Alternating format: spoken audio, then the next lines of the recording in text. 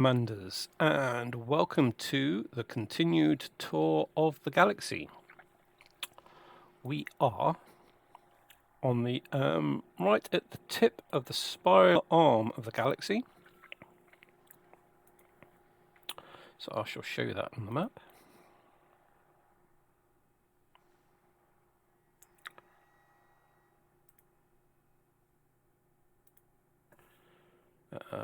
Right, okay.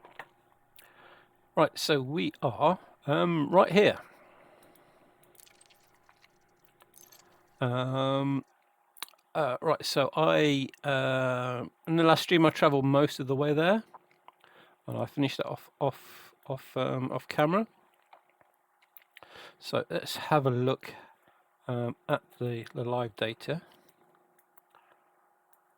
Right, so right here we are on the edge of the galaxy. There are two stars there, which I'd count as the tip. I'm not sure whether it is that one or that one. I have been to both of them. I am currently at this one here. So let me just show you that in the galaxy map.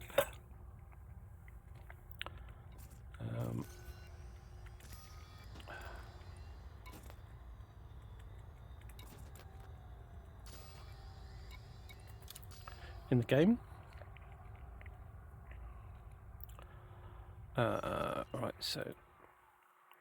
Right, so as we can see, there's a star there and a star there, and a couple of stars over here, but there's absolutely nothing in the way of stars on this side of me, which is leads me to think I am actually at that star. So again, I on the other star map, I don't know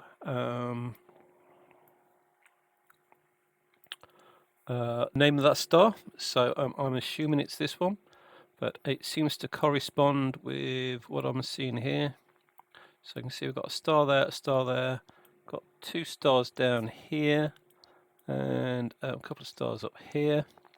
If we go back to the other map,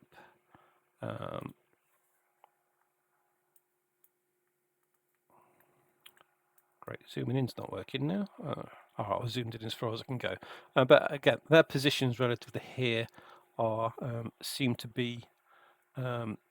coincide with each other. So I'm assuming that this star is the tip of the spiral arm. There is something down there, but I suspect that is something that's outside the galaxy. Right, so where we are going next is... Oh, just a minute. I need to come back to the game. Yeah. So, yeah, there is something else down here, but I suspect that's out of the galaxy, so I'll just move that. Alright, so where we're going next is... We're heading to some systems over here with life in that I haven't seen before. But we're in thin space at the moment, so there aren't a lot of stars for us to actually navigate by. So I'm not sure how far. That may just be within the jump range. Yes, it is. So I'm not sure how far we can navigate down here. So I'm trying to navigate to that one. If I can navigate to that one, then I think I might be okay for the rest of the route. No. Right, so let's go to this one here first, which we should be able to get to without using frame shift injection, and then we'll probably have to use frame shift injection to get to that one. Okay, so right, let's set off.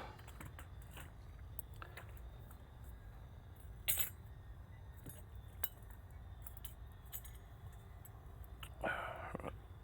Have to get some joysticks out.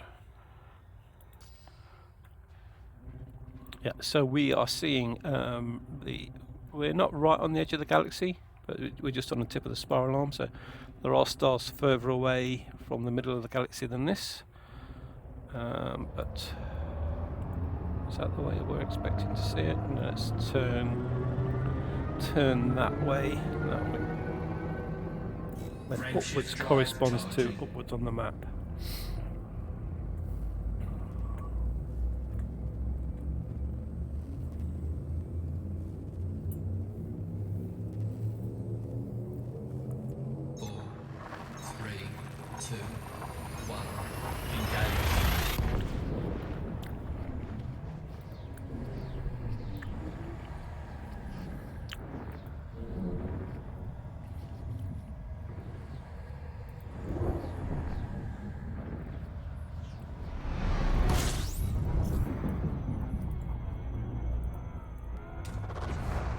scooping.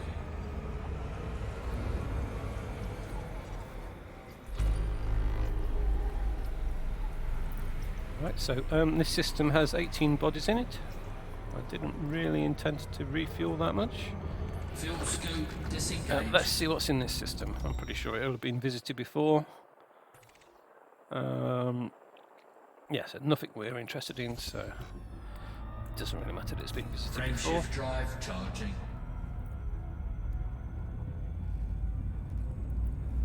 Remember not to refuel this time. Although with a jump that small, it's not going to make a great deal of difference. 4, 3, 2, 1. Engage.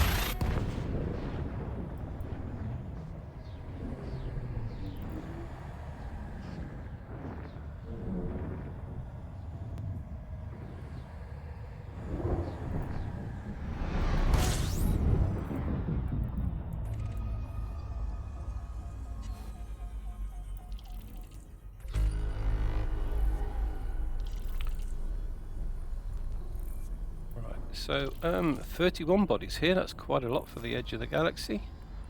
Let's see if there's anything we're interested in. No, there isn't. Right, so let's plot in the next route, or the next jump. So back to the galaxy map.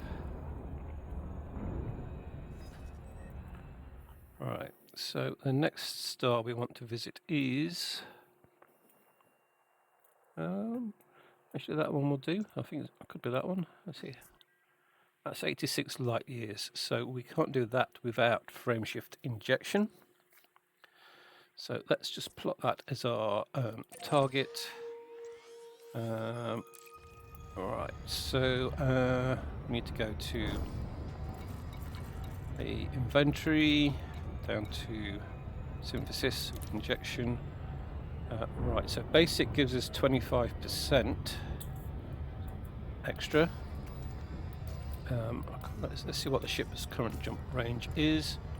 So ship, so current is 77.38. 77.38 times by 1.25 equals 96. So basic injection will do us.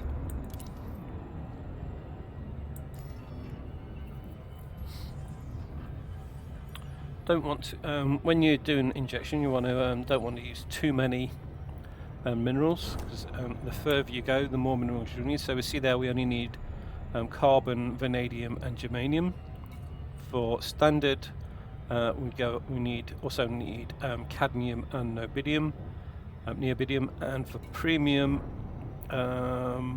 need carbon, germanium, arsenic, neobidium, yttrium, and polonium. So lots of very expensive stuff there for the long jump. So again, we've currently got 146 of those we can use, but we've got 222 of the smaller ones.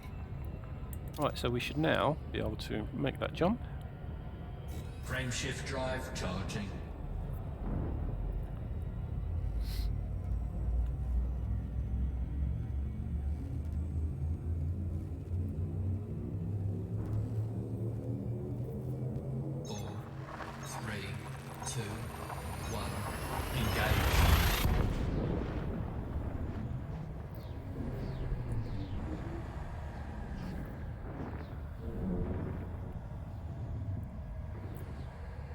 Well, I had to use frameshift drive injection about 5 or 6 times to get here. I'm going back a slightly different route, so that will be different. Fuel scooping. Just refueled again when I shouldn't have done. Fuel scooping complete. Jumping when you're fully fueled means you weigh more, so basically you can't jump as fast. So it's normally best to be on about half a tank when you're on the edge of the galaxy. Right, let's look at the galaxy map and see if we can actually plot a route again.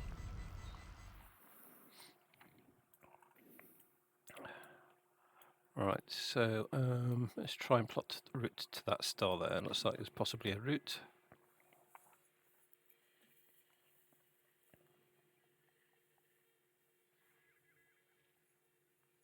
No, we can't make it there. How far is it? 75, so we should be able to make it to that one.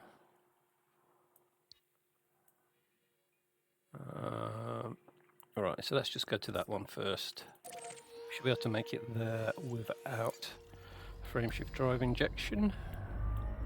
Frameshift drive charging.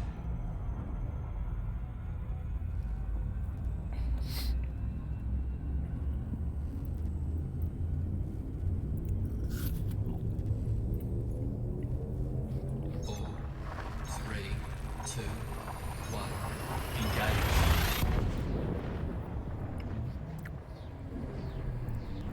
Alright, I'm going to throttle back this time so that I don't refuel. Because it could be that extra jump distance you get from being low on fuel will get you what you need without having to use injection, or maybe a lower level injection. Right, so back to the galaxy map again. Let's see how far we need to jump for the next one.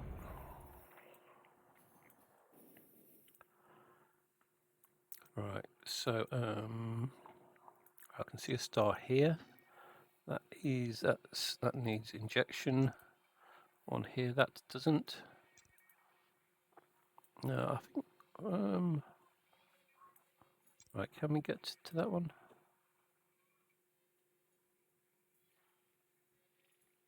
No, we can get to that one. So right, let's go to that one. It's not quite in the right direction, but I think that's going to give us a jump to get to that one there. Frameshift drive charging.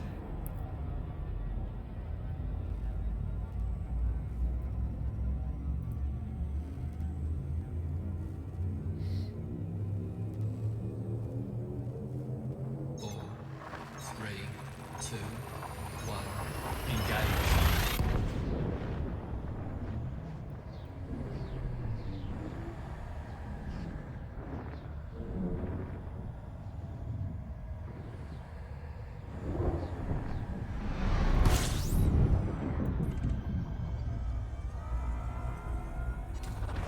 Fuel scoping. System scan complete.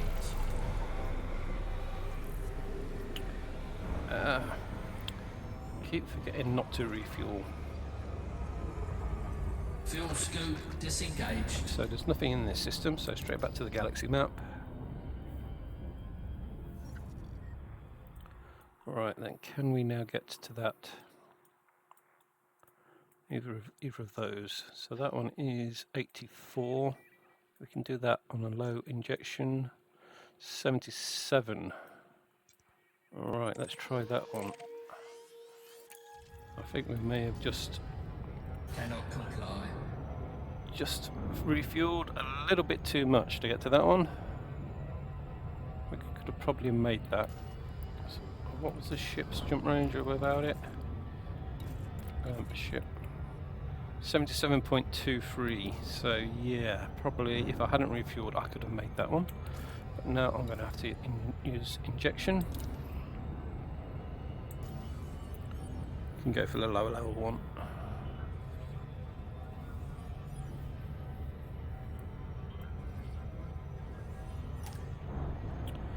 Yeah, so carbon is a level 1 resource, and vanadium and germanium are level 2, so relatively easy to get hold of.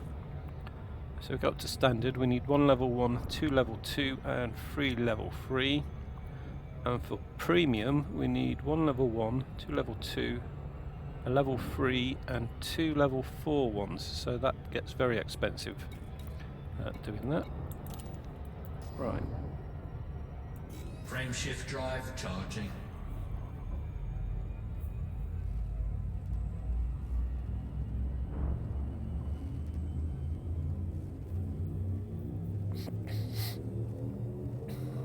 Four, three, two, one. Engage.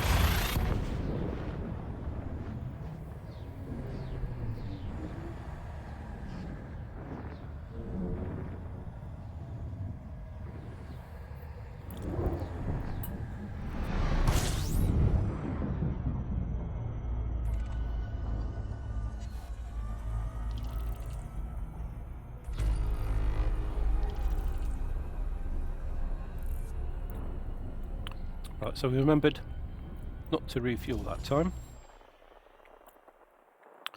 Right, there's nothing there we want to have a look at.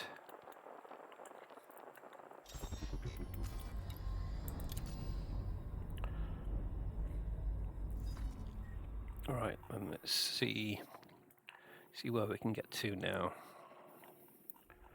Right, so we're aiming for over here. There's not a great deal of there's not a great amount of stars in this sector here, so we're aiming pretty much to go straight across. So let's see what we can see. Plot a route that far.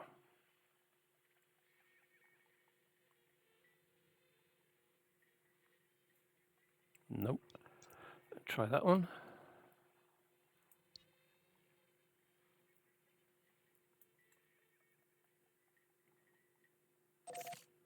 Right, so we can get to there in 2 jumps, so we'll do that.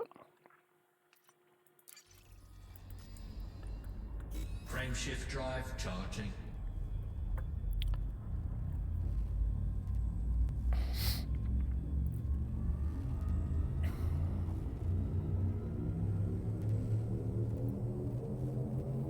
Ready to engage. 3, 2, 1, engage.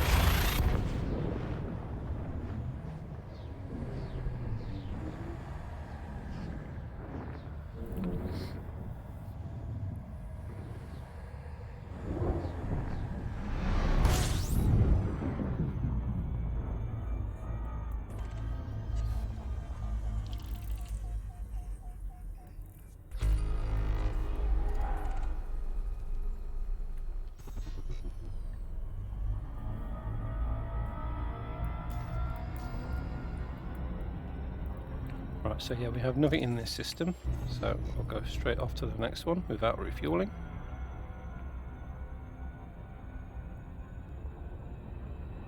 Frameshift drive charging.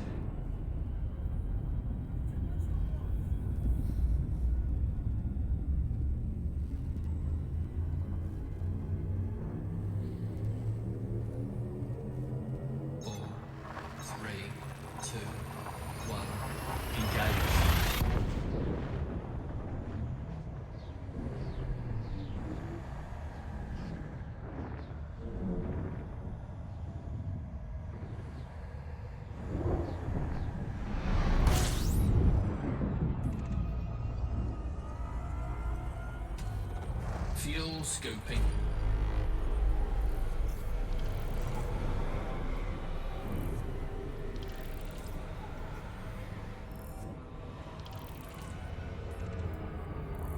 Fuel scoop disengaged. A bit of fuel there, probably a little bit too much. Let's have another look at the galaxy map. Right then, where do we want to go next? Alright, so either of these two, I think that might be a little bit too far. 94. What's that one? 95. There's also this one over here. What's that? That's 84.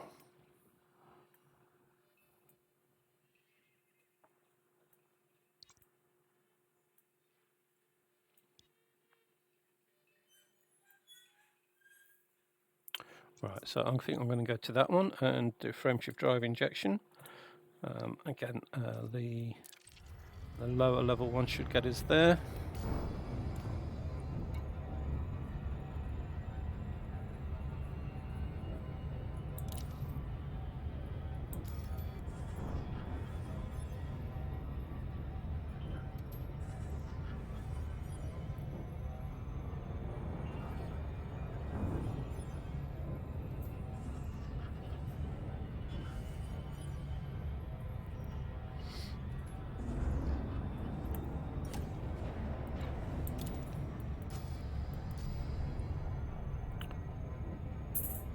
Oh, route's not plotted. Okay, what happened then?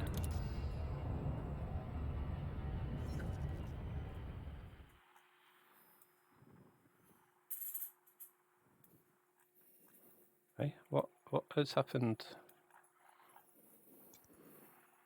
Route not set. Oh, I didn't actually. Right, okay, let's click on there and just set that as our destination. Don't need to actually plot a route. Frameshift drive charging. Not for just one jump.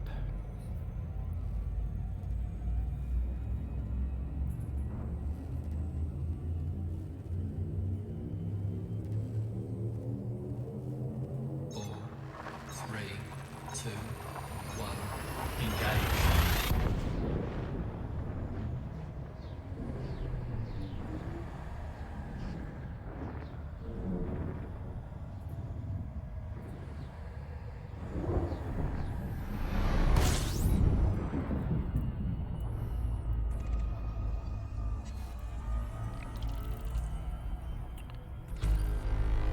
Right, 12 bodies in this system, so let's see anything interesting. No, there isn't. Right, so let's see if we can actually plot a decent route now. And right, let's try and plot a route to that star there. No, that's down a lot off the galactic plane, or off.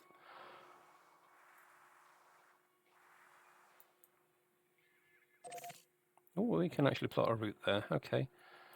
Right, 1, 2, 3, 4 jumps to get just 880 light years. So, yeah, we'll do that. Frameshift drive charging.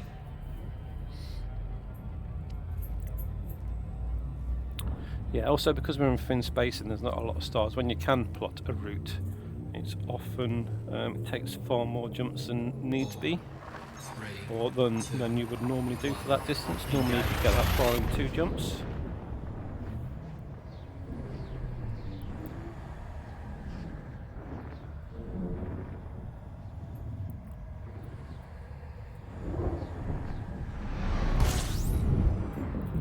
Right, so we'll avoid. We'll avoid refueling here. We're going to have to refuel before Fuel we scoping. complete the Fuel 4th scoop jump. disengaged. Right, so we've got 9 bodies. Nothing of interest. Frameshift drive charging.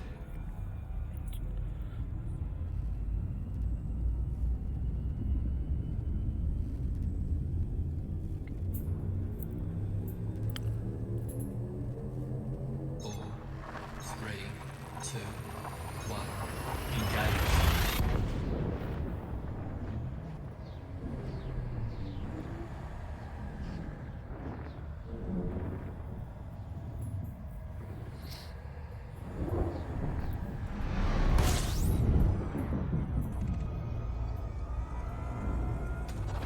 Fuel scoping.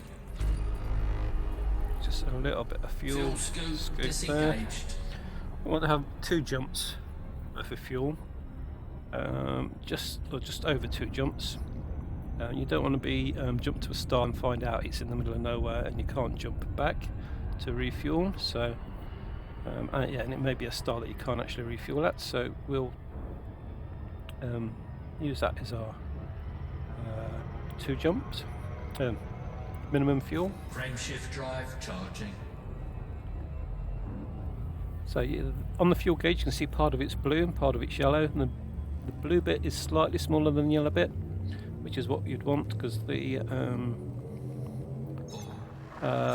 blue bit is a bit that's going to get used to get there, so you want a little bit more to get back just in case you have to. Although it looks like this is a blue star, so we'll be able to refuel there, so that's not a problem.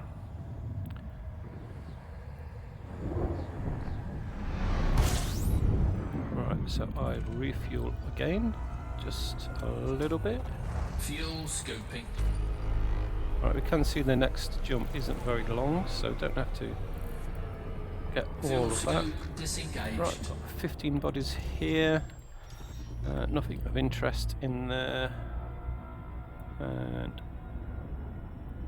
we'll turn around and line up without going past the start again. Frameshift drive charging.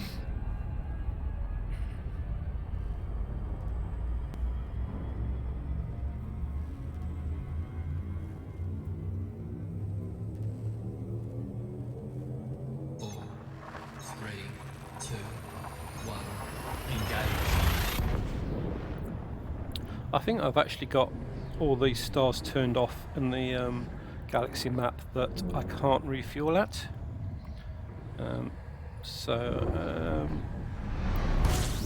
That means I'm not going to get stranded anywhere. But if I turn those on again, it could fill in gaps that I could otherwise not get through. Fuel scoping.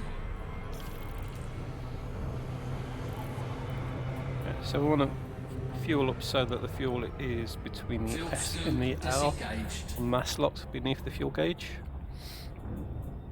Right, so let's see what's in this system. We have an Ammonia World.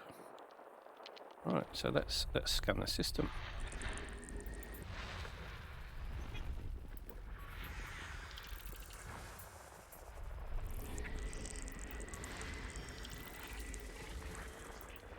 Right, so this has been discovered before, but neither of those planets have been mapped.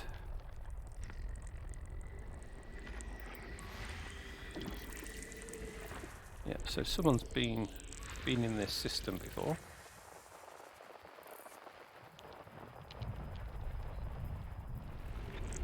So we've got another star over there, and most of the planets around that. So here's the Ammonia World. It has been mapped.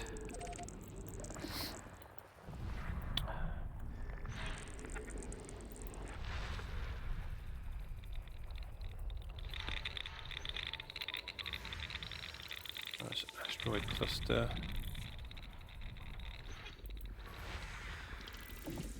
So we're looking for features of biology. That's got no features.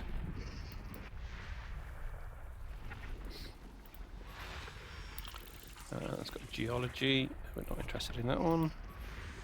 That's got geology as well. Nothing there. Nothing there. Nothing there.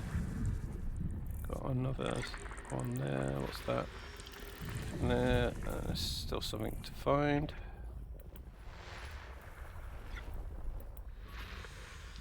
It's just a rocky body, so nothing there either.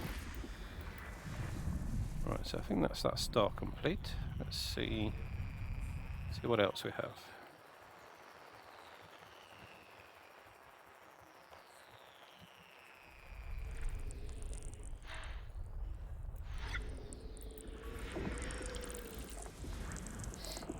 Right, so there's another star over here.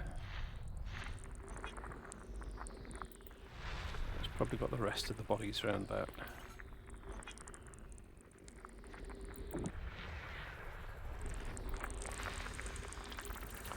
Nothing around there.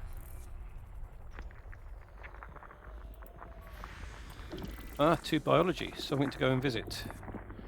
Right, so we'll be going there, so that's D1A. Nothing there.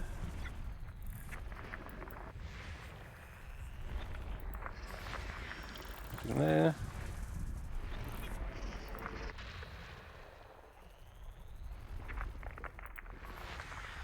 Two biology there, so what was that? That was D2A.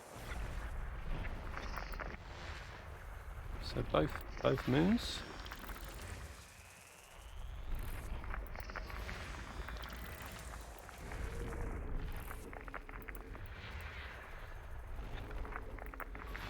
System scan Right. complete.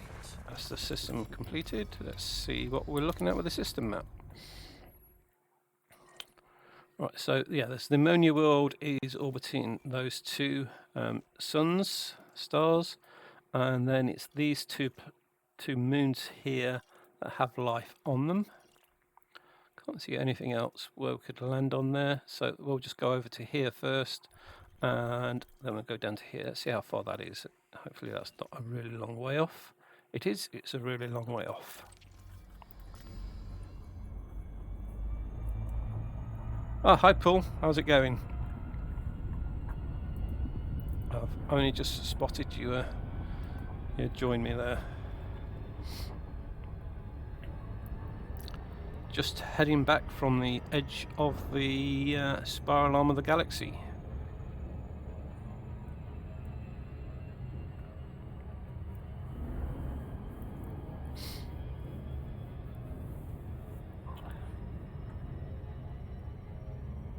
Does Twitch have timestamps on it? I can't see when that came in.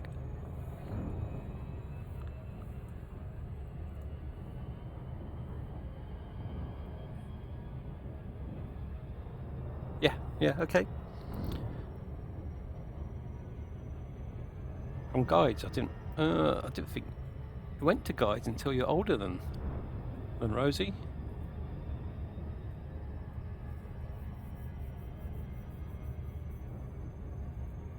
Alright, okay. I thought it was like 11 or 12 before you started guides. I think that might be scouts actually. When you move from cubs to scouts.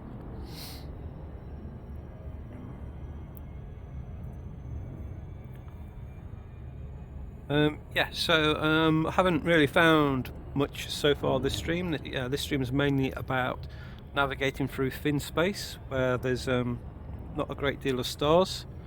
So if we look at my navigation map, we can see that there aren't actually any stars on there. So all the stars are so far away that they don't get mentioned on your nav panel. Normally the ones within about 10-12 light years will be mentioned on here, but all these are in this system.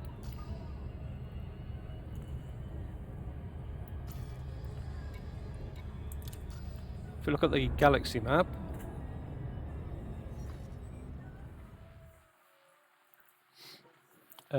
we can see that there's not a lot of stars around. Yeah, there are about every 50.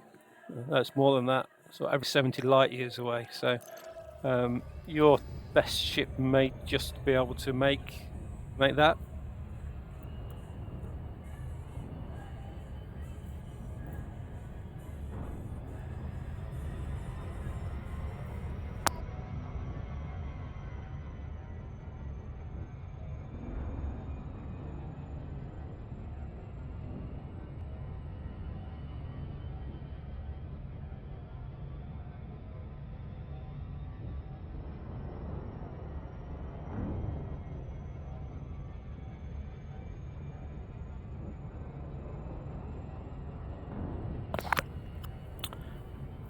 Yeah, after this next scan is going to be a bit of a break because we've got to travel 250,000 light seconds, and that's going to take probably about 10 minutes. So I'll put the news on after we've done that. Yeah, okay. Yeah, see you in 15.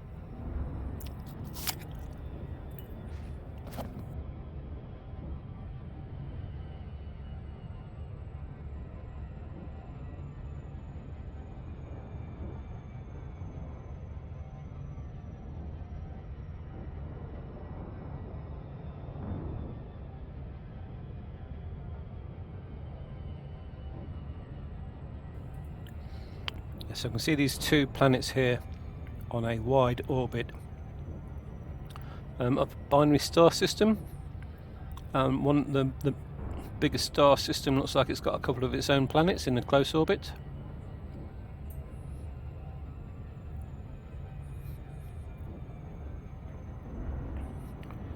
So after we scan this, we'll head off to the fourth star in the system, which is quite a long way out.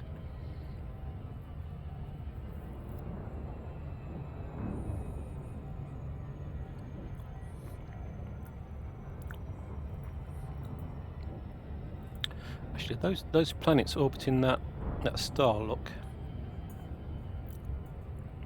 relatively large compared to the star.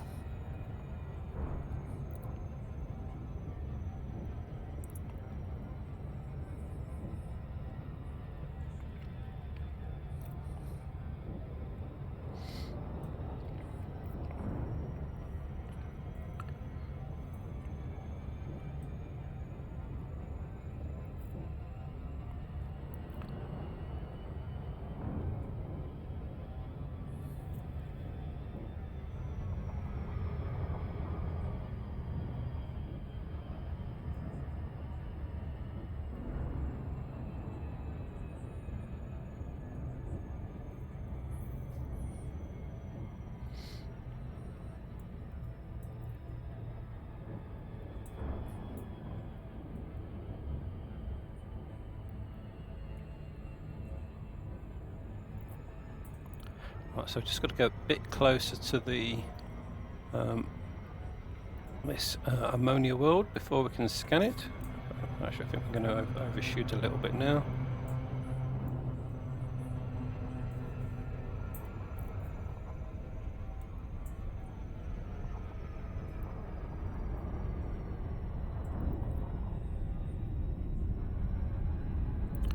Yeah, there we go.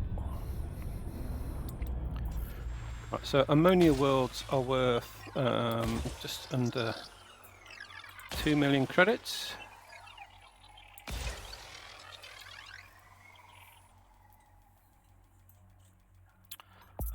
Actually, that's if they've not been scanned previously. As it's been scanned previously, it'll be worth Surface scan by 50%.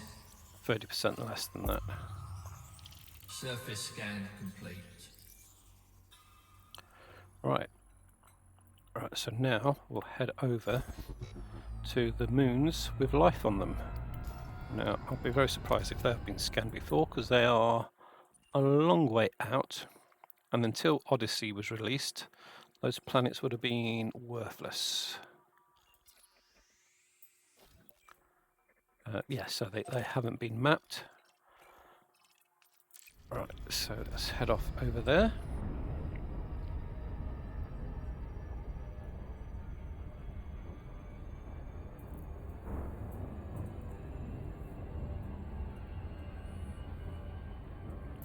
Right, so yeah, this is 250,000 light seconds. That is going to take us 10-15 minutes to get there, so I'm going to put the news on. Hudson contravention sparks federal protests. President Zachary Hudson's proposal to remove the 8-year limit on his term of office has led to public unrest on many federal worlds.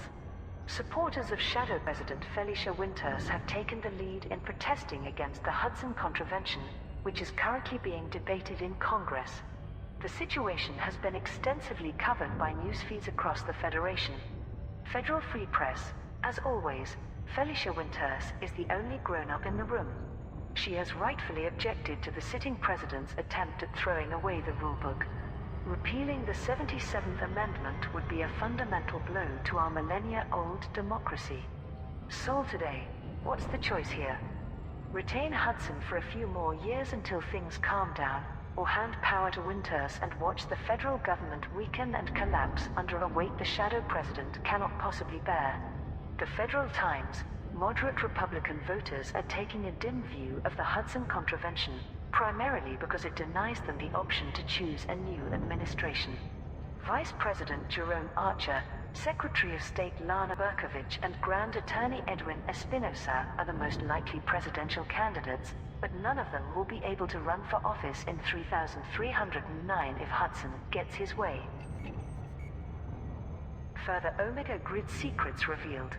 ACT has released details about a plan by the Lords of Restoration to frame Hadrian Augustus Duval as the leader of the NMLA. The information was extracted from the NMLA's Omega Grid network and published by Captain Saskia Landau. It was Senator Ursula Torquatus who devised a scheme to undermine the imperial family and turn citizens against them by exposing a Duval as the NMLA mastermind. Hadrian Duval was seen as the logical choice since many viewed him as an extremist through his prior association with Nova Imperium. though Emperor Arisa Lavigny Duval officially pardoned him in 3306. The Lords of Restoration used a virtual doppelganger of the Emperor, indistinguishable from authentic transmissions, to convince the Senate that she was communicating from a safe location. A similar doppelganger was developed to replicate Hadrian and was used to send orders to NMLA allies such as the Landgrave of Madrid. This is how they planted evidence, discovered in April 3307, that Hadrian had converted to Neo-Marlinism and was determined to wipe out all other Duvals. Yet, despite triggering an unsuccessful federal attack in the Paris system, the accusation was not verified or widely believed. Months later, the Lords of Restoration tried to kill Hadrian and Lady Astrid before their son Hector could be born, fearing the continuation of the Duval dynasty.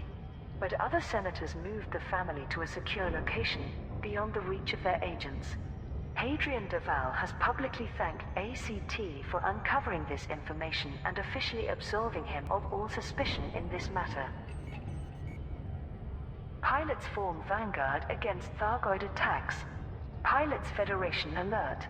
Commanders are resisting Thargoid incursions in the Dan, HIP 12314 and Norni systems.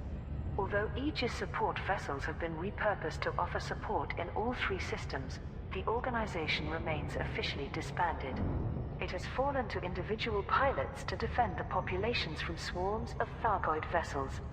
The Alliance Defense Force, Federal Navy and Imperial Navy all intend to replace Aegis with their own anti-Xeno task forces, but these have yet to materialize. This was remarked upon by independent journalist Flint Firemaker Lafos. We've got the Alliance trying to sell its own people to Sirius Corporation, the Empire somehow misplacing its own Emperor, and the Federation being torn to pieces by its crazy president. Who's got time to worry about Thargoids? I'll tell you who. The civilians in the systems they're invading. Our so-called leaders are praying that Salvation will step in and save the day, but he could be an alien himself for all we know. Commodore Morag Halloran, who serves as Salvation's military coordinator, was approached by Vox Galactica to comment on his strategy for combating the latest Thargoid activity. Salvation is currently focused on further development of the anti-Xeno superweapon. At present, this is the most efficient use of his time and resources, rather than small-scale engagement. Rest assured that, before long, we shall take the fight to the Thargoids once more. Empire declares reprisals against Darkwater. Pilots Federation alert. Darkwater Inc. in the Summerland system has been declared a hostile military target for its role in abducting Emperor Arisa Lavigny Duval. The private military firm, led by Colonel Roland Brock, was secretly hired by the Lords of Restoration to train and equip the NMLA. Darkwater troops also kept the Emperor imprisoned in a concealed bunker for over a year. Once their involvement was revealed by ACT, Darkwater's forces regrouped around the megaship Pearl Mandate. Colonel Brock led an attempt to gain control of Summerland as a defensive measure, but was unsuccessful. The mercenaries had now been branded as wanted criminals by the system authorities. The order to strike against Darkwater came directly from Emperor Arisa. I call upon my loyal servants and all other warriors of honor to wipe out this nest of traitors. We remember the innocent victims of the NMLA by punishing those who enabled them. The Summerland Patrons Party will redeem combat bonds for destroyed Darkwater ships at the Starport Henry O'Hare's hangar. Although Summerland's system is typically permit-locked, the Empire has arranged a total exemption for independent pilots for a 3-week period. To guarantee that Darkwater is thoroughly eliminated, the Empire is offering a range of incentives to pilots. These include awarding the rank of Master in the Imperial Navy Auxiliary, discounts on Imperial ships and weapons in the Summerland system, and Imperial Hammer railguns for the 10 pilots who achieve the most combat bonds. Additional services planned for Colonia Bridge. Pilots Federation alert. Brewer Corporation has requested a new batch of deliveries to the Alcor and Colonia systems. The Colonia Bridge is comprised of 56 stationary megaships and 6 starports, providing facilities to travelers between the core systems and the Colonia region. However, the starports are still in a state of construction. The Megacorp outlined its latest requirements in a press release. Phase 4 of the Colonia Bridge project launched with a highly satisfactory first week. Shipments of coffee, emergency power cells, geological equipment and liquid oxygen arrived in sufficient numbers to ensure universal cartographics and vista genomics services were added to all 6 starports. The goal of the second week is to continue assembling the station's infrastructure and install pioneer supplies, crew lounge and search and rescue services. To achieve this, performance enhancers, personal weapons and survival equipment are needed in large quantities. Pilots are asked to provide these at McDonald's Settlement in the Alcor system and Jacques Station in the Colonia system. As well as guaranteeing generous reimbursements to all contributors, Brewer Corporation is pleased to offer warm, white cockpit lights as an additional token of gratitude. The third and fourth weeks of the project's final phase will focus on adding further services on the Colonia Bridge starports to accommodate all pilot professions. Arisa retakes the Imperial throne. Emperor Arisa Lavigny de Val has attended a public ceremony following her year-long abduction by the Lords of Restoration. Her proclamation from Truskin Square, standing before millions of capital citizens and flanked by legions of Imperial Guard, was broadcast across all channels. To those who protected the Empire during my enforced absence, I offer my deepest gratitude. My trusted Chancellor, senators and security agencies are to be commended. To those who dared to attack Imperial citizens, who dared to impersonate me and mislead my people, who took the lives of my family. Know this, there will be no place to hide from my wrath. And to all citizens who may fear these uncertain times, I vow that your Emperor will lead you into the glorious future that is ours by right. Subsequent messages from the Imperial Palace praised ACT and its supporters for their work in freeing Arisa and destroying the NMLA. Princess Aisling de Val was also thanked for her dedication to finding out the truth, although some news feeds have noted that Aisling would hold a strong claim on a vacated throne. Federation divided by Hudson's proposal. President Zachary Hudson's intention to remove the limit on his term in office has caused a deep rift among congressmen and voters alike. Political correspondent Sophia Trevino analyzed the situation in the Federal Times. Ever since the 77th Amendment to the Federal Accord was ratified in 2594, no president has remained in office for longer than 8 years. This is why the Hudson Contravention, as Congress officially refers to it, has turned up the heat on the simmering political division within the Federation. Members of the Cabinet and other leading Republicans have argued passionately that only Zachary Hudson has the experience and fortitude to guide the Federation through this eventful period in history. His supporters point to successes such as curtailing the secession crisis, ending the NMLA threat, and introducing greater security via the Proactive Detection Bureau. However, others insist that repealing this amendment could pave the way from democracy to dictatorship. 2 former presidents, Antonia Madison and Jasmina Halsey, have publicly condemned the Hudson Contravention as unconstitutional and dangerous. There are expectations that Shadow President Felicia Winters will move for a vote of no confidence. Political analysts suspect that after several controversial leadership decisions from Hudson last year, he would be unlikely to win over a majority in Congress. ACT exposes the Lords of Restoration. The affiliated counterterrorism unit has unveiled a secret cabal of Imperial senators who masterminded the NMLA's terrorist activity. The information was obtained after ACT successfully penetrated the NMLA's dark comms network. Captain Saskia Landau provided this summary to the media. Senators Guerin, Jourdan, Nerva, Scordato and Torquatus were at the heart of a powerful conspiracy to permanently remove the position of Emperor. They called themselves the Lords of Restoration, based on their aim to restore executive power to the Senate. The NMLA became their terroristic agents, weaponized to assassinate the DeVals and other obstacles. Its members were militarized at dark water training camps and provided with sophisticated equipment by corrupt Imperial intelligence agents. But the Lords could never fully control the terrorist figurehead Theta 7, whose attacks against non-Imperial starports were not part of their original plan. Marlinism was also exploited as a political lever.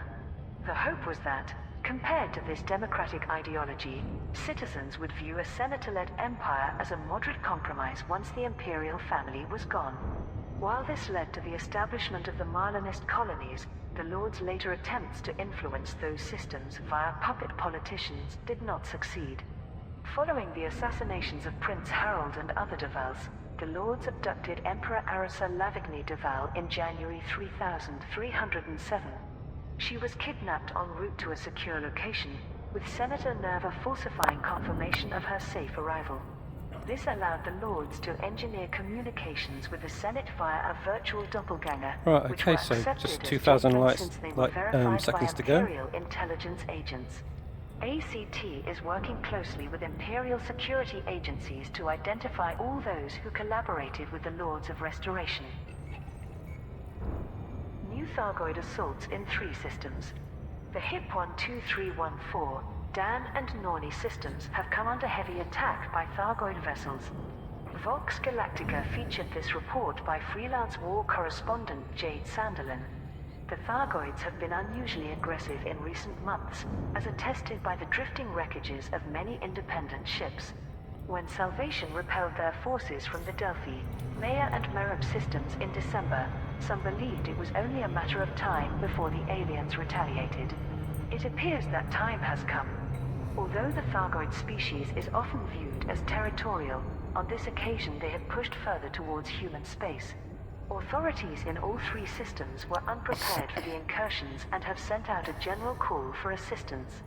The superpowers are still in the process of forming their anti-Xeno task forces, and thus unable to help. Fortunately, despite Aegis being officially defunct, some of its support megaships have yet to be decommissioned. These have been staffed with emergency crews and rushed into service in all 3 systems. As pilots race into combat once more, many must be wondering if the risks are now even greater. Have the Thargoids extended their reach into human space? Which systems might they strike at next? And is further escalation a price to be paid every time Salvation's superweapon is deployed? Right, so I'll end the news there. So, finishing with some more Thargoid news. Right, let's map this planet.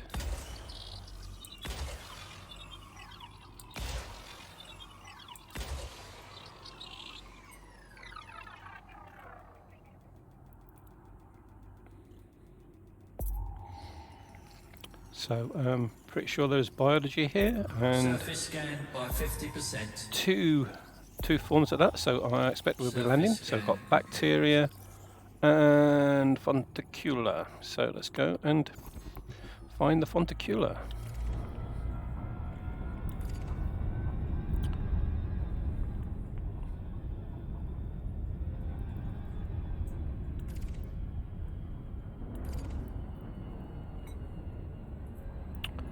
Right, so we want a solid turquoise zone, so we've got plenty of those available. We're looking for one near the border between light and day, so we can get some nice screenshots. Right, let's go over here. Orbital flight engaged.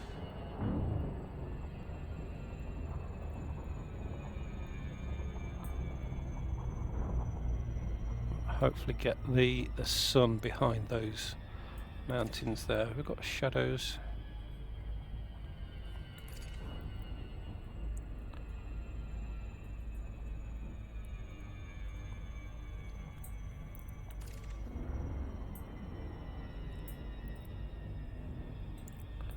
Alright, so the craters have got bigger shadows than the mountains, so the mountains there aren't that at all.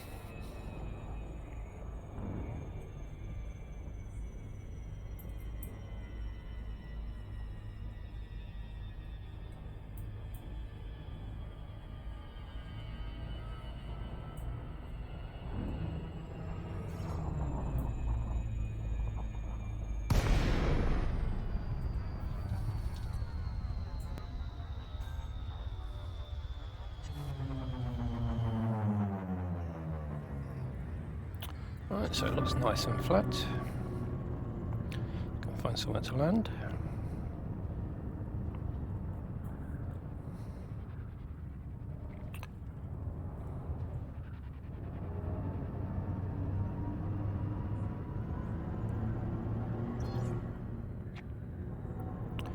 So when we get down to about 200 meters, we should start seeing the plants. So that's 700.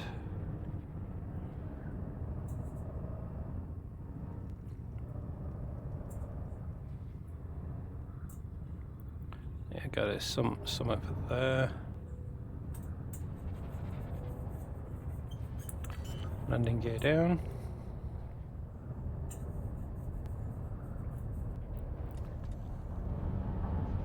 Landing gear deployed.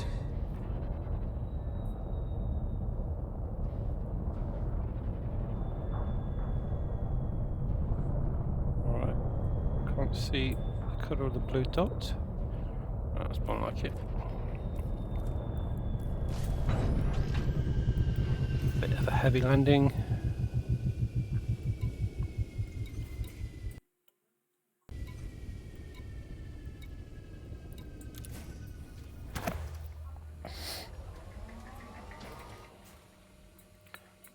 Right, so if I see the bacteria, I'll scan it, but I'm not going to go looking for the bacteria.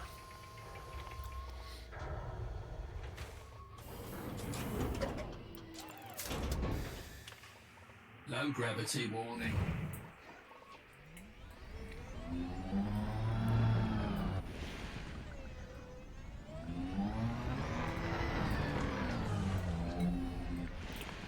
Alright, so this looks like it's possibly the amethyst variety,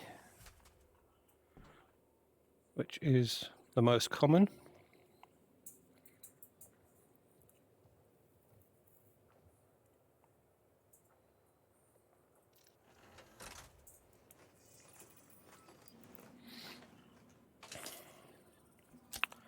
Actually, this looks a little bit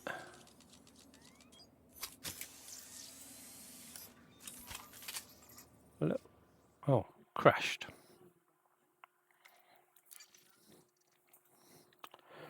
Right, let's see how much we're going to have to log back in. Right, it's only just log me back to the main menu. Okay.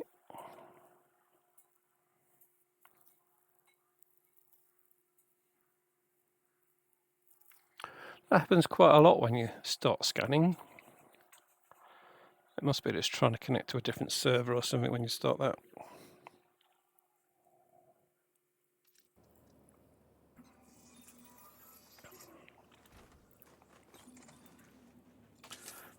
Right, so yeah, it doesn't look like your normal amethyst variety. It looks a little bit grayer than that. So let's see what colour it is.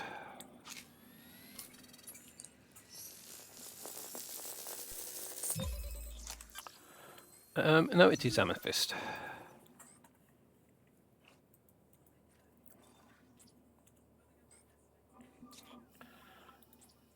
Right, so I've got to go and find 2 more of those.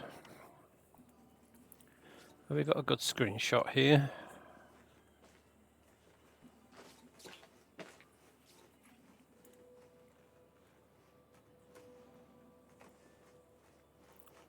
I'll do something from further back.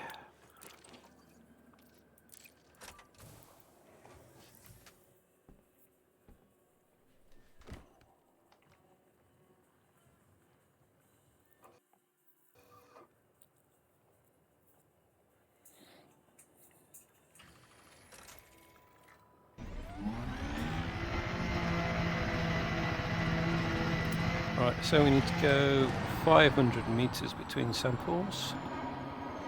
I don't think this lot is 500 meters away.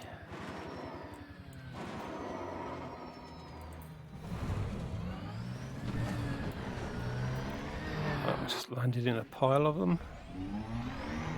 So we'll keep going in the same direction.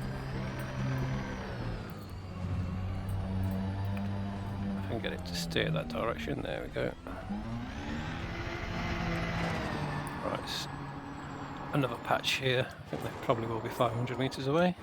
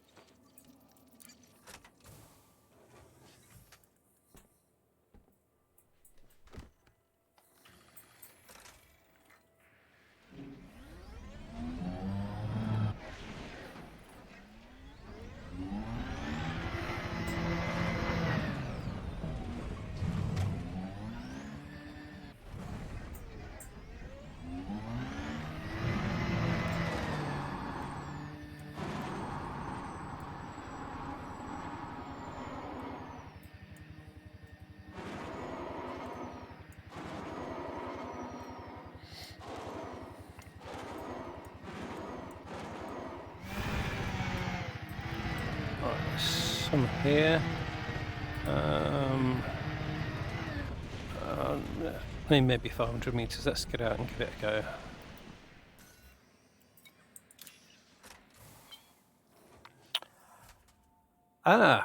go. Ilias, welcome back. How's it going?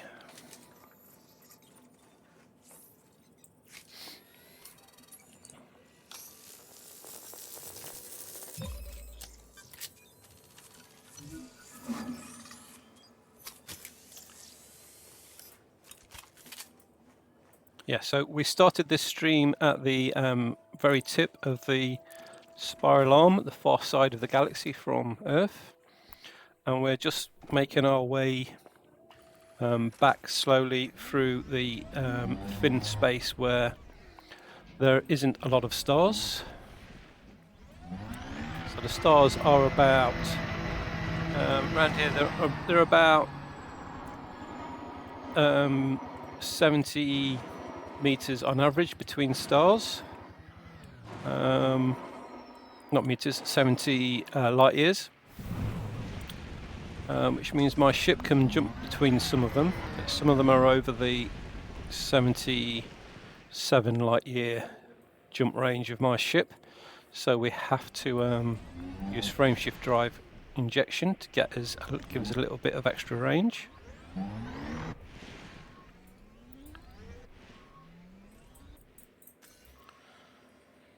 Right, so that's this planet done.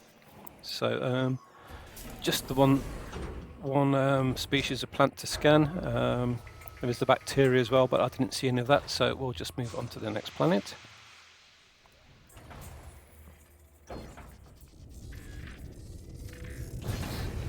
Power plant capacity exceeded. Right, so when you are driving around on the planet's surface, you pick up minerals, and here's your inventory of the minerals you can pick up. So all the ones with a circle next to it are ones you pick up from the planet's surface. If you go down to synthesis, you can do frameshift drive injection. Basic will give you an extra 20% jump range. Standard will give you an extra 50%. And premium, you will double your jump range. So, but again, you need more expensive and harder to find minerals to get the premium one. So I've had to do 2 or 3 injections so far of the basic, which gets my ship's jump range up from there it is, up from lost it, ship. Yeah. So it says the current jump range there is 79 light years. So yeah, using the injection, I can get that up to just under what's that, 160. Now, if I run on low fuel, I can get a little bit more than that. So you can see I'm on half a tank of fuel there. If I took that down to a quarter of a tank, I'd probably be able to get another 2 or 3 light years out of it. So yeah, because I've got a jump range of 79 light years, I only really need to use frameshift drive injection around the edge of the galaxy, or in some cases between the spiral arms. There's not a great deal of, or not a great amount of stars between some of the spiral arms, so you have to use it there as well. Right, so the next planet I'm going to is this one here.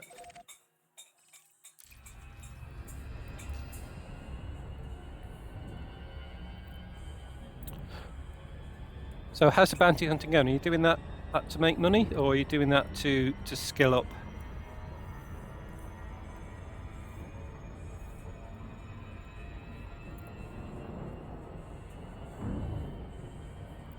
So again, presumably if you switch to bounty hunting, then you've managed to get the hang of combat.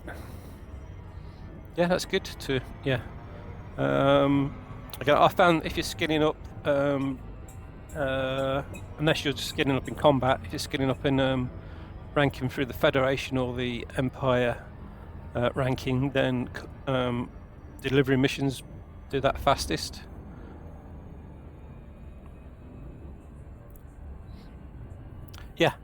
Yeah. So so when you get a slightly better ship, you may be able to go to compromised nav beacons. You'll find a much higher concentration of things to attack there. Until you're capable of handling a high concentration extraction site, then I would not bother. Because you will find a bit of everything at a compromised nav beacon. Yeah, a vulture. I like the vulture. It's a good fighter. When I'm doing combat, I normally like to be in a big ship, so I don't have to keep stocking for ammo all the time. So again, if you're using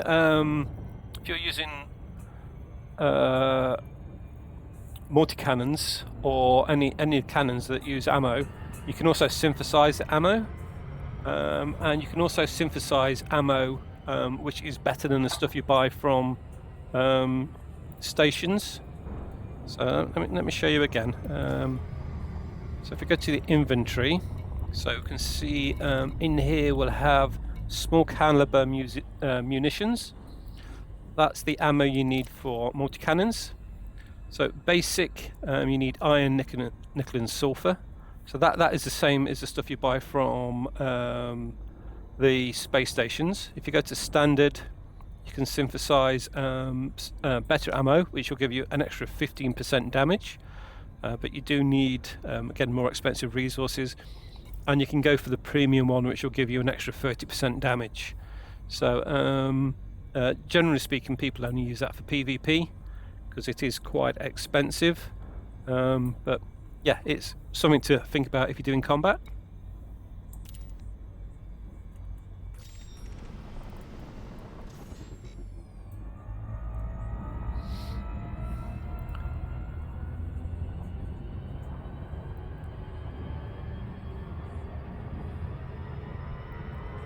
Yeah, so the Aspect Explorer is mainly an exploration ship. It can be used for combat, but I think the Vulture probably has a bigger impact with the two size 3 weapons. It's certainly more manoeuvrable than an Asp.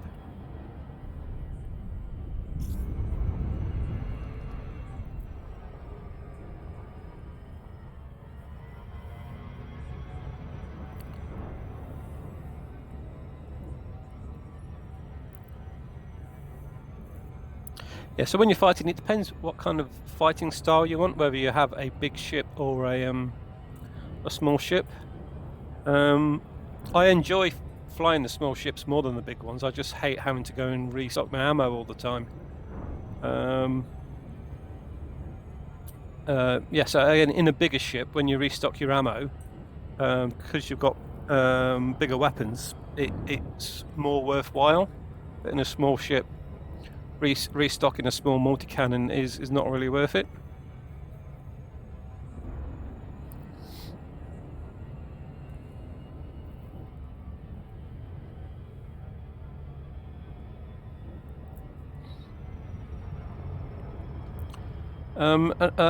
Again, things like Aspect Explorers, the Aspect Explorer is probably the second or third best for exploration. But you can also use those for they're quite good for delivery. You can get quite a lot of cargo in one of those. Cool. Yeah, again, so the higher you rank in your combat status, the more money you'll get. And if you're in the same system all the time, it might be a good idea just to check the the bulletin boards to see if there are any missions to kill pirates. Because if you can find a mission, you can make a lot more money from doing the missions than just from picking up the bounties. Although generally speaking, the missions do require you to kill quite a large number of pirates before they pay out.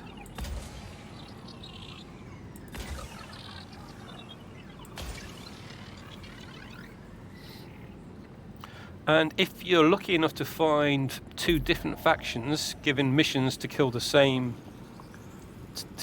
people, every time you kill one pirate, you could be getting paid 3 times. So once for the bounty, and once for each faction that has a mission to kill that particular sect. Although be careful if you're taking those. You don't want to be taking those missions from unreputable factions, because that will rapidly give you a bad reputation with the main factions. Right, so I need to change that to see what else I've got. Right, they're all growing in the same place.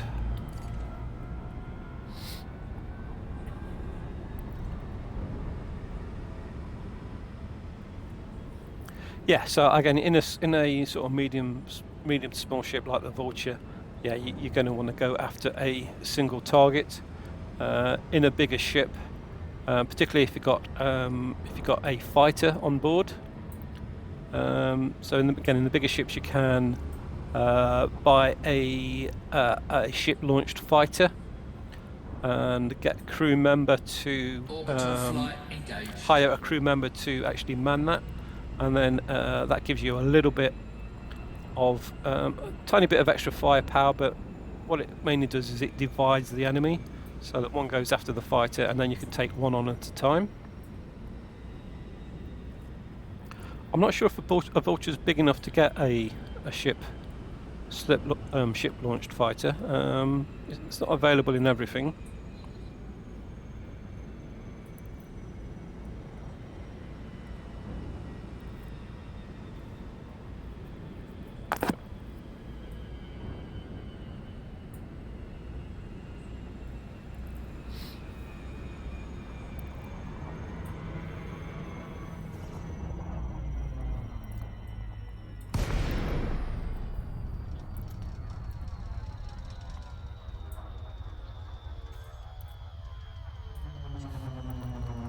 Right, let's see where we can land. Oh, we've got a nice plateau to land on there.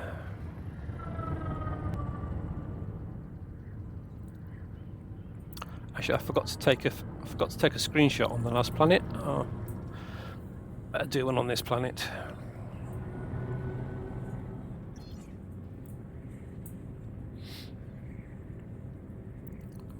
Right, so.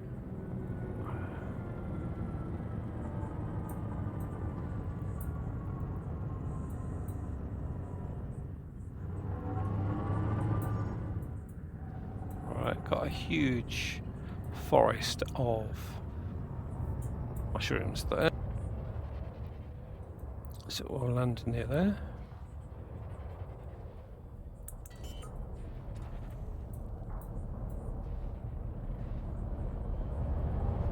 Landing gear deployed.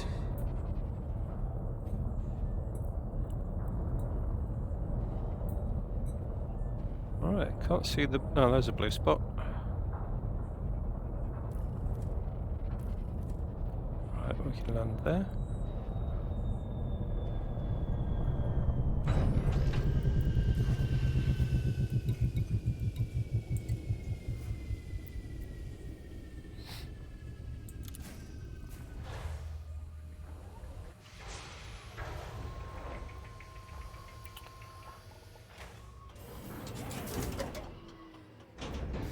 Low gravity warning. Alright, okay, let's go and scan those. Shame I didn't take a screenshot on the last planet. That was much better looking one than this one.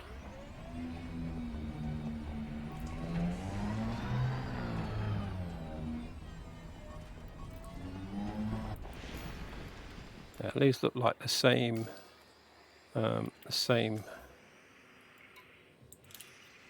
colour as the last planet.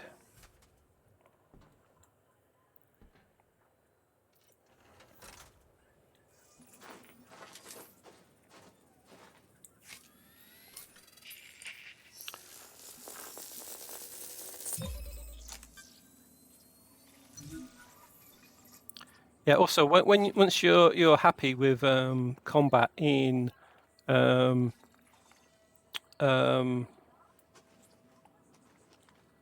mining areas, you can look for the military missions to do combat in a conflict zone. Then you have you basically then have two sides. So you've got loads of other ships on your side, but loads of ships on the enemy side as well. And you just fight it out until one side runs out of additional ships they can pull in.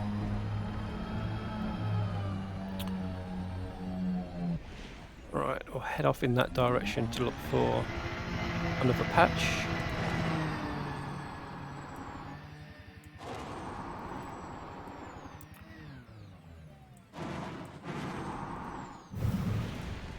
Right, there's some over there. I think I saw some over there anyway. Yeah, there they are.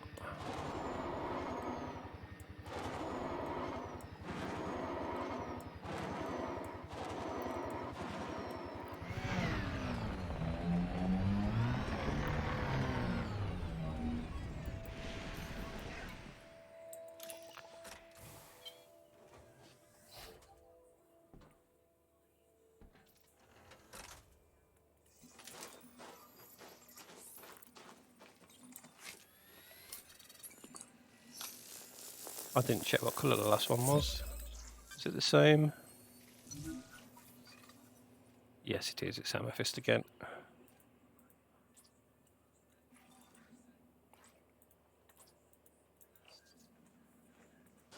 Right, so I'm going to take a screenshot here.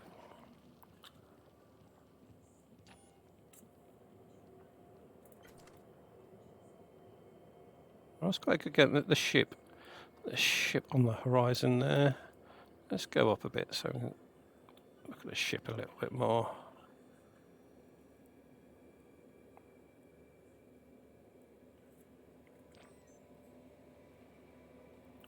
Yeah, I think we'll do that as a screenshot. It's not going to win stellar screenshots, but it's different. Right, let me save that now.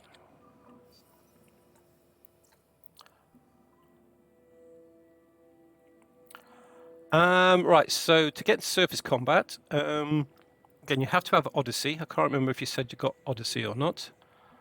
You'd need to buy a surface vehicle hangar for your ship, and then you buy a. There are combat SRVs available now, which I haven't actually looked at yet because I've been out in the middle of nowhere and I haven't had a chance to buy one.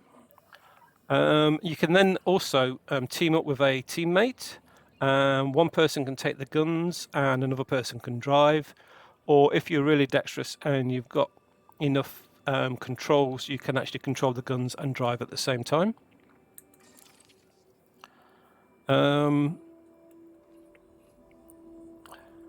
There is a little bit of service combat that's available in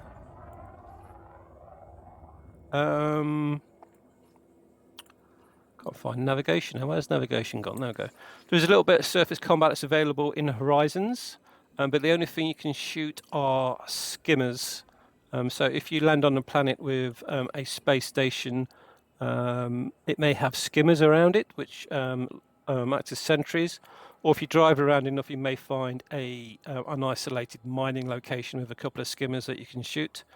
But that is, yeah, that is mainly player versus PVE.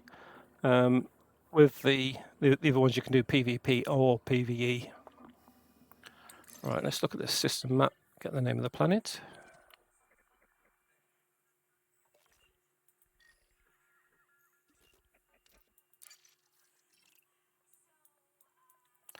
Right, so that's that screenshot saved.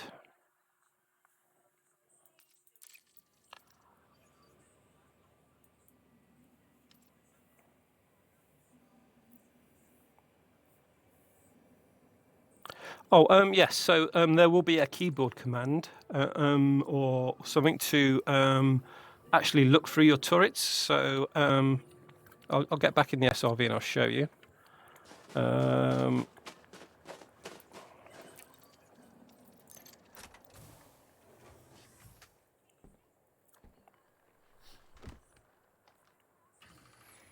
Right. So now I'm driving around normally. I'll just get into a bit of empty space. But if we go to the turret mode, you can see I'm in the turrets now, and I can rotate the turrets and shoot at things. But if you have enough controls, you can drive around and control the turrets at the same time and shoot at things. Although that does take quite a lot of control to be able to do that, and the only reason I can do that is because I'm using two joysticks. One joystick is controlling the SRV and the other joystick is controlling the guns. If I just let go of the one that's controlling the guns, as the SRV turns around, the gun stays still.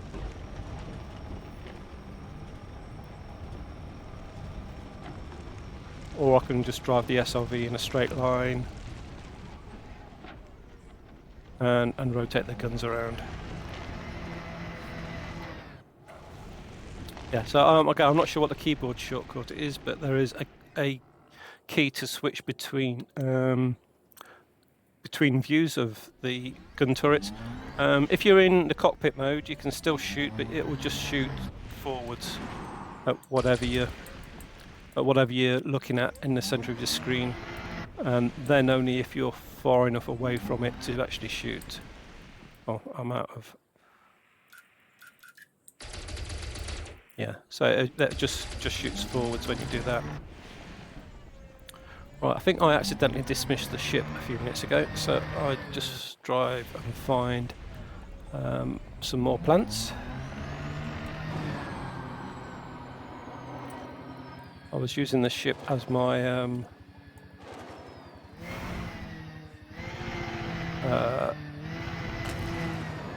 reference point, so that's gone, so I don't know which way to drive.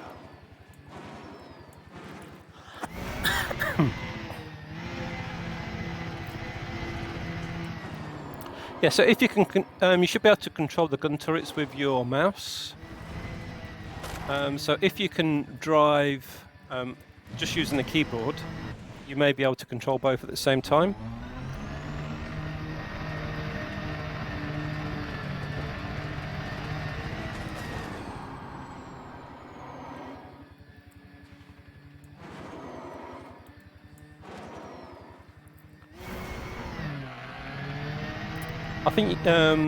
I think you can set it so the fire buttons are on the mouse, and you can control the gun position with the mouse. And again, I'm not sure how you normally control driving the SRV, but if you can do that all on the keyboard, then yeah, you should be able to do both at the same time. Right, I've definitely not been to this one, so let's get out and scan this one here.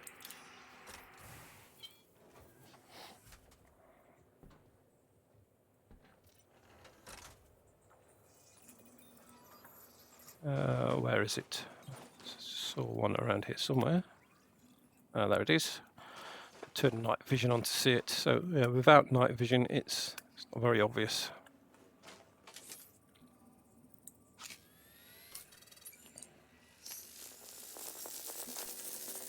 Right, that should complete that sample.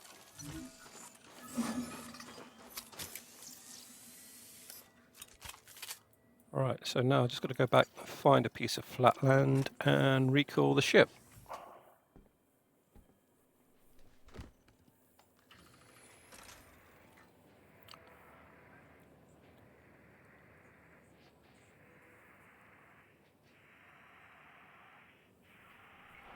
Yeah, so again, if you've been attacking friendly ships,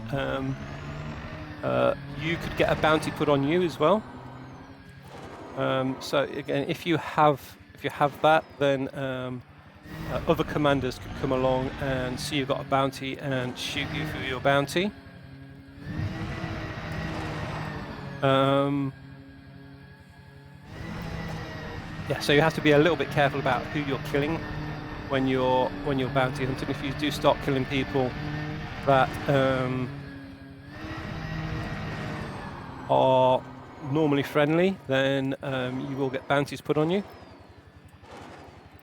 But generally speaking, you'll know about that quite quickly because the local authorities will open fire on you as well then.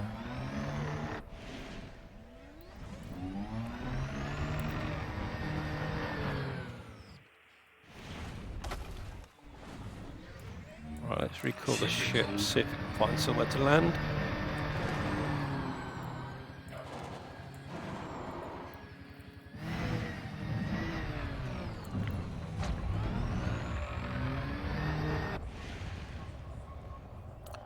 Right, so there's the ship.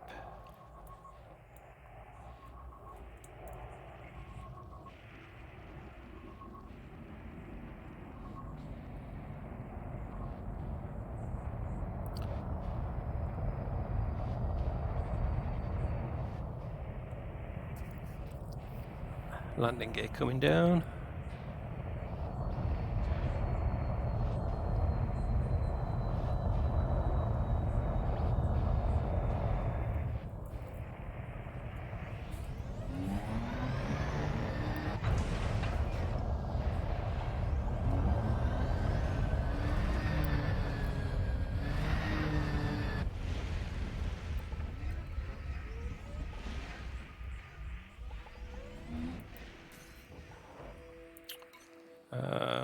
Right, so forward a little bit.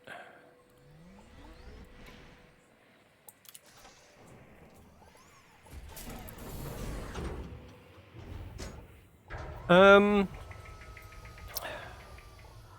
a PlayStation controller is probably better than a keyboard for controlling a ship. I've not had a vast amount of experience using a controller. And I don't think I've actually used one at all for playing Elite. But I imagine you'll get an improvement when you're flying a ship. But for the SRV, I doubt if you'll be able to control the guns, turrets, and the driving all at the same time. But it may be an improvement for driving, having a couple of degrees of freedom that are analog. That always makes things better. But yeah, if you got a PlayStation controller, I would certainly use that rather than a mouse and keyboard for a majority of stuff. I wouldn't try and use it all on there because yeah, you're going to be having to press multiple keys to do so much stuff that it's probably easier to have a keyboard lying about as well.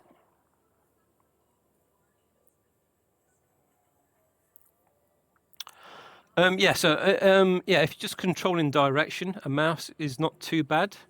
But if you get into PvP combat, you're going to need to be able to move the ship sideways and up and down quite accurately.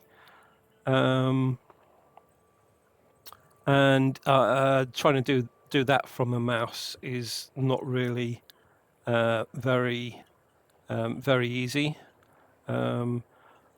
Again, whenever I try to land a ship using a mouse and keyboard, it takes so much more mental effort to concentrate on just moving the ship. Whereas if I'm doing a joystick, I can do it without thinking at all. Yeah, so it depends. I mean, I've got a friend who uses mouse and keyboard to control it. He did try with an Xbox controller, but didn't have much luck with that.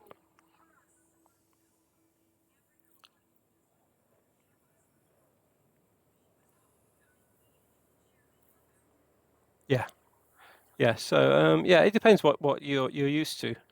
But again, I use two joysticks, so I have 6 degrees of freedom. So I use the rotate on the joystick I use for throttle to move me up and down. Yeah, so that means I can control all 6 degrees of freedom using analog inputs, which gives you a lot more control.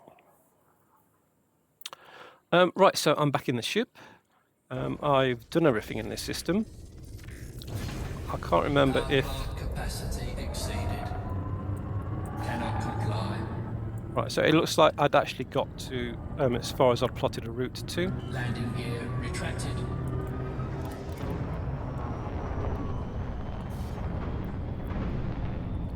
So let's go back into space Frameshift and drive see how many jumps we can plot in before we have to use frameshift drive injection again. engage.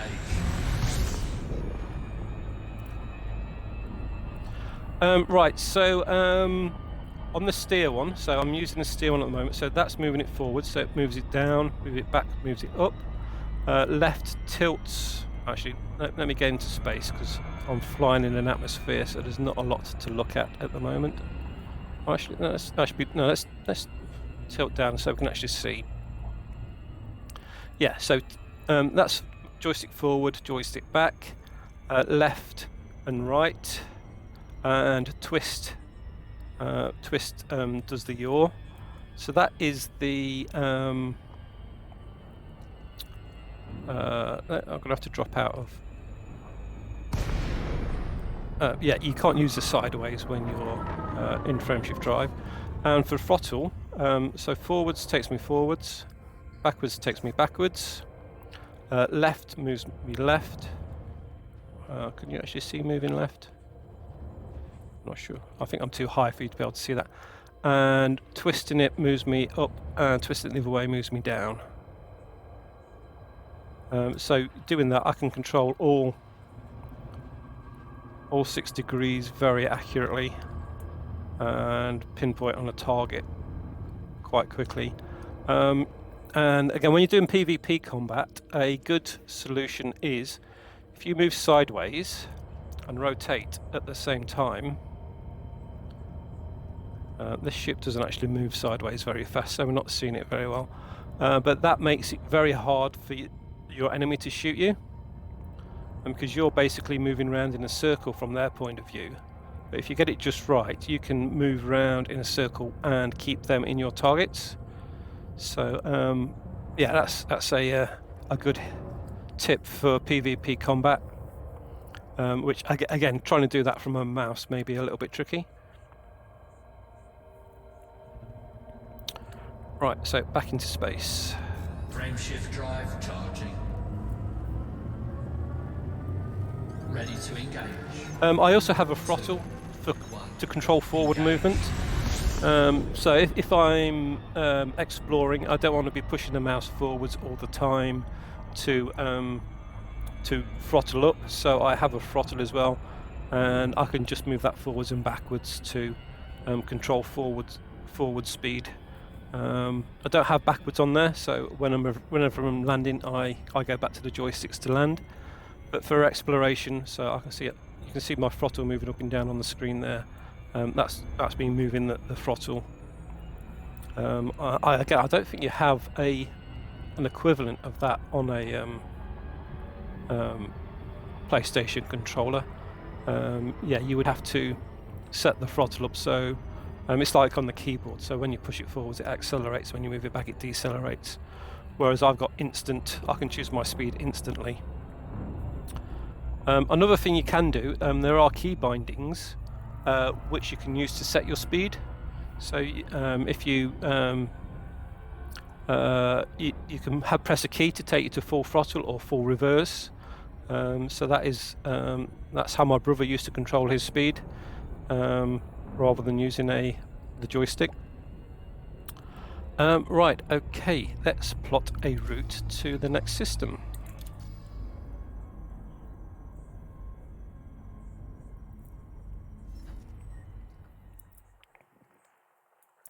Right, so you've seen there aren't that many stars around here, and that's the closest one there, which is 35 light years away. We are heading in off to the right, so let's see how far we can plot a route, if we can plot a route at all. I've got a feeling we can't plot a route actually, because I think we were at the end of where we could get to. Oh no, I'll plot a route to there. How many jumps is that? That is 5 jumps. Right, so I'm just going to do the first 3 of those, because those last 2 jumps are not necessarily in the direction I want to be going.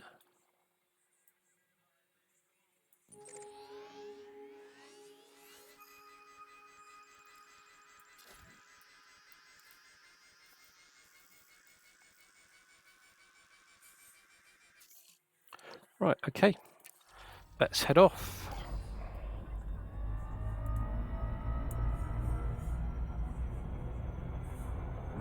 Frameshift drive charging.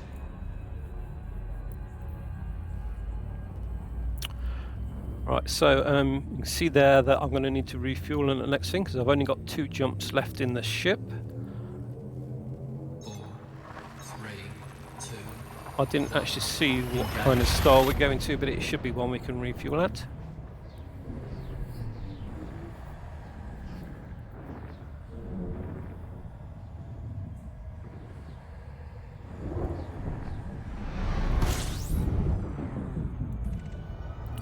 Right, so I don't want to refuel fully. Fuel scooping. I'll just refuel to just above the S on mass. Oh, that's probably a little bit too far. Yeah, Fuel there we go. scoop disengaged. Right, and what's in this system? Nothing we're interested in. Frameshift drive charging.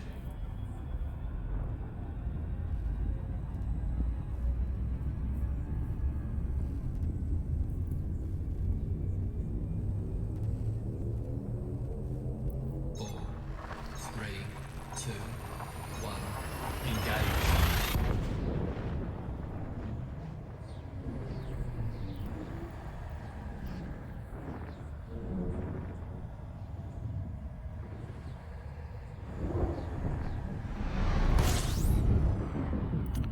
Right, so don't want to refuel here, so I'll just scan the system. System scan complete. Right, so there's just the star in this system, nothing to go and look at. Fuel scoop disengaged. Frameshift So drive straight charging. off to the next system.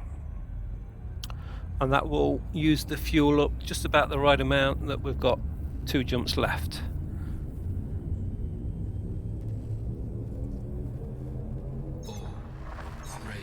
I did, when I first built this ship, put an extra fuel tank in it, but that actually reduced my jump range, and there's no way of limiting the fuel it would take. Yeah, so it was actually counterproductive. The whole idea of the ship was to give me not a bigger jump range, but allow me to jump further without fuel. But because of the extra weight I was carrying, it was actually counterproductive. Right, okay, so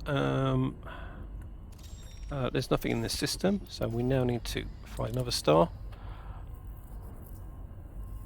Hopefully I'll be able to get to the point today where I can just plot a long route without having to stop every other system to find somewhere that's in the right distance.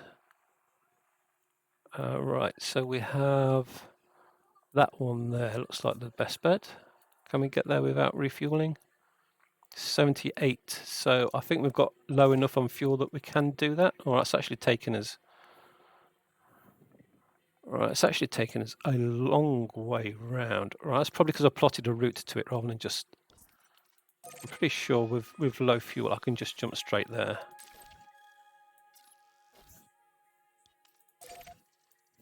Right, let's see what the actual jump range is. That is 78. So with low fuel, I should be able to do about 79. So let's just check that.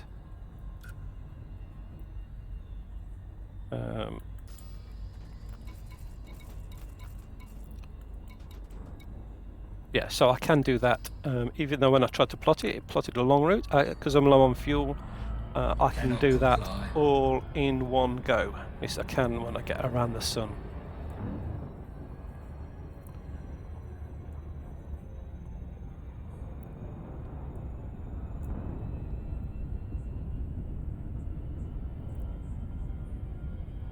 Frameshift drive charging. Yeah, so if I'd fully refueled that, I wouldn't be able to make this jump without doing frameshift drive injection.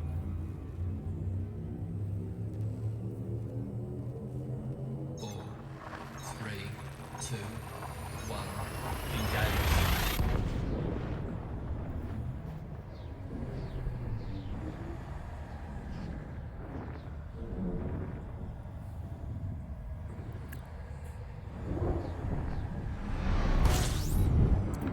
So refuel a little bit. Fuel scooping.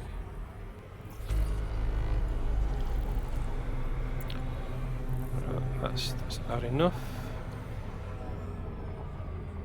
Fuel scoop disengaged. Right, so we have a few planets in this system.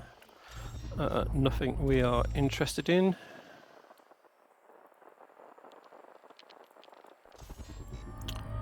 And now we've got to plot another route, or another jump.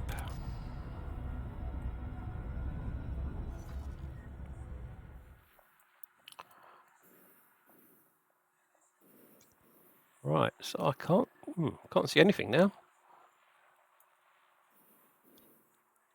Right, so how far is that? That is... Alright, that's 50. I wasn't zoomed out far enough. Right, so can I actually plot a route over there now?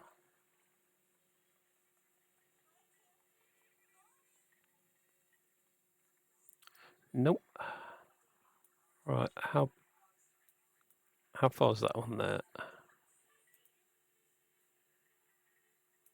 Well, that one's 172. No, that's 116. Right, so that one looks a bit closer. Yeah, I can jump to that one, but it...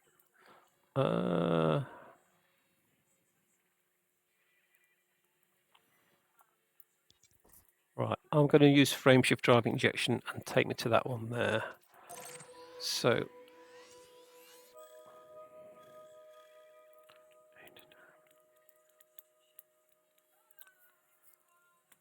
Right, so normal frameshift drive will give me...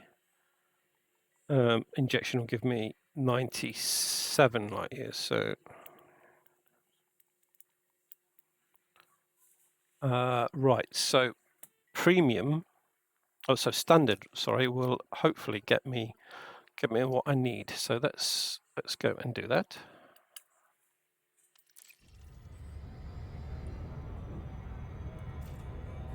So just check the ship's jump range first. Yeah, so that should be okay. So come down here, frameshift drive injection, we'll go for standard to give us an extra 50%.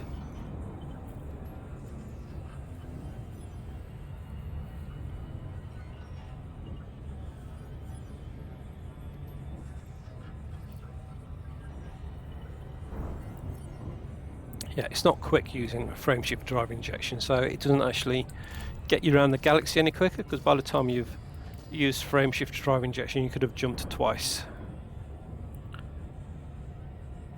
Right, so I'm going to be low on fuel when I get there, so if I can't refuel there, I'll be stuck, so I better check that it's a star I can refuel at. Frameshift drive It is charging. a Class A, so I can refuel when I get there.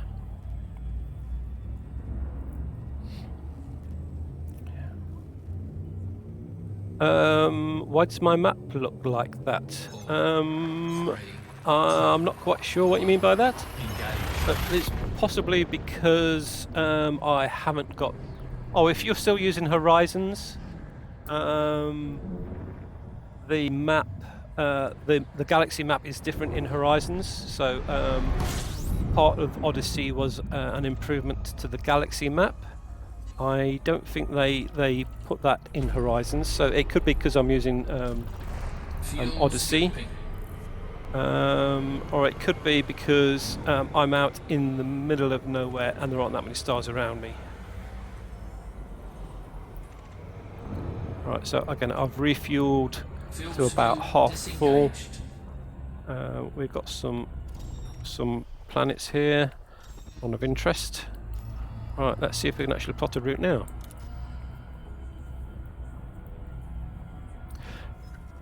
Yeah, the new galaxy map. I'm still not 100% convinced it's an improvement on what we used to have in Horizons, but I can see that there are some definite things that are good. The main one being is if you select a star, you can copy the name of the star straight into your inventory. So if you want to keep a track of where you've been, you can do that very well. But generally speaking, I'm not. I don't think it's been that much of an improvement for all the hassle they went through to actually to improve it.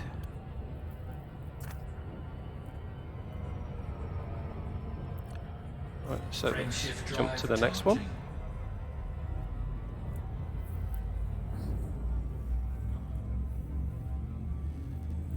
Yeah, one of the things I liked in the Galaxy Map and Horizons is it plotted your routes to all the nearby stars, which it no longer does in Odyssey. Now, if you're trying to plot a route like I'm doing now, it's very useful to see which stars you can actually jump to. Yeah, so losing that is one of the biggest losses from that, but some of the other things are quite Fuel nice. scooping. So just do a little bit of fuel scooping, not too much. Fuel scoop disengaged. That's probably enough. Right, let's first of all check what's in the system. No Earth-like worlds. Right, so back to the galaxy map. Hopefully we can now plot a route of decent length.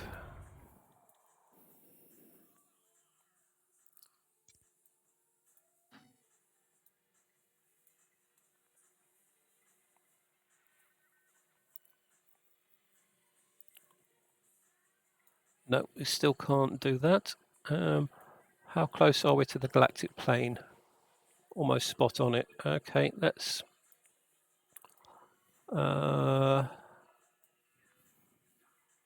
that looks like the next nearest star. It's 106. What about these down here? 92.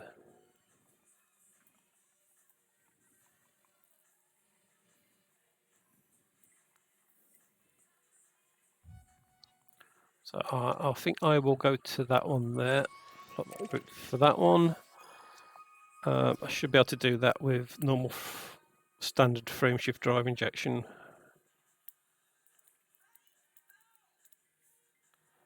So how far was that? 96, 92. Yeah. So standard will handle that.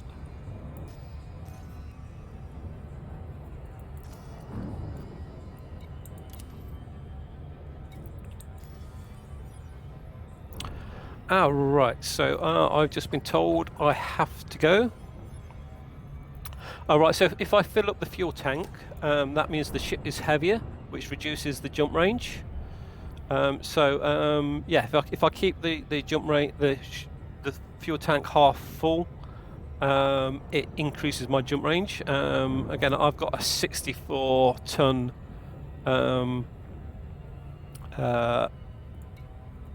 fuel tank, which means I'm carrying an extra 32 tons of weight, and that makes quite a lot of difference, even though this is a very heavy ship. Frameshift drive charging. Right, so this has been my last jump. I'll then have to go. I should be back at the weekends around about the same time. Yeah, and again, hopefully by then I will be back into normal space and just travelling quite quickly, rather than having to stop at every star and plot a new route.